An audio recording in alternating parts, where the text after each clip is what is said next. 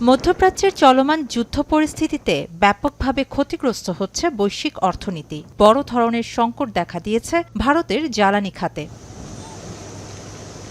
দক্ষিণ ভারতের উপকূলীয় শহর মঙ্গালুরুতে মাছ ধরার কার্যক্রম প্রায় স্থগিত হয়ে পড়েছে।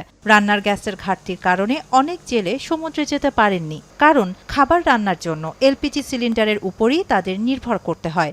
एक एक बोट बाहर जाएगा तो 10 दिन 15 दिन उधर रुकता है, तो वो लोग का खाना पीना सब उधर ही होता है। और अभी पर्सिन लोग में एक कम से कम 40 लोग रहता है, और फिशिंग बोट में ट्रॉल बोट में 10 लोग रहता है, तो वो लोग का खाना पीना सब उधर ही होता है। तो वो लोग को गैस का बहुत ज़रूरत है। ना 11 आल इरुक्केन 10 नाल 11 नाल போனாலும் எங்களுக்கு காசு கம்மியாச்சு, காசு இல்லை, 11 ஆளுக்கு சாப்பாடுக்கு 2 பண்ணலேனும்। মার্চের প্রথমার্ধে ভারতের রাষ্ট্রীয় জ্বালানি খুচরা বিক্রেতাদের এলপিজি বিক্রি উল্লেখযোগ্যভাবে কমে যায়। এর প্রধান কারণ পারস্য উপসাগরের গুরুত্বপূর্ণ নৌপথ হরমুজ প্রণালীতে জাহাজ চলাচল ব্যাহত হওয়া। ভারত তার আমদানিকৃত এলপিজির প্রায় 90% মধ্যপ্রাচ্য থেকে কিনে থাকে। ইরান যুদ্ধ শুরুর পর থেকে গুরুত্বপূর্ণ এই নৌপথে জাহাজ চলাচল কমে যাওয়ায় সরবরাহে বড় ধরনের বাধা তৈরি হয়।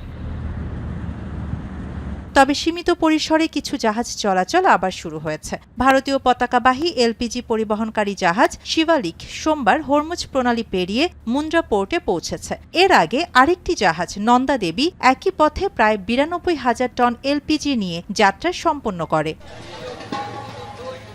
তবে বিশ্লেষকরা বলছেন, মধ্যপ্রাচ্যের সংঘাত দীর্ঘায়িত হলে ভারতের জ্বালানির সরবরাহ ও বাজারের চাপ আরও বাড়তে পারে, যার সরাসরি প্রভাব পড়বে সাধারণ ভোক্তা এবং বিভিন্ন শিল্প খাতে।